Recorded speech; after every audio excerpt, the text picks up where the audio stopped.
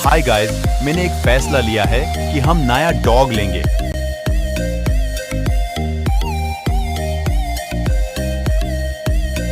Rottweiler dog joking बहुत dangerous होता है। जोकिंग शेर पर भी भारी पड़ता है।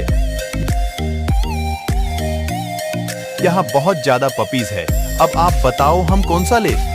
ये जब बड़े होते हैं बहुत खूंखार हो जाते हैं। और आप हमारे चैनल को सब्सक्राइब और वीडियो को लाइक जरूर करें। हमें आपके एक लाइक से बहुत प्यार मिलता है। Bye bye.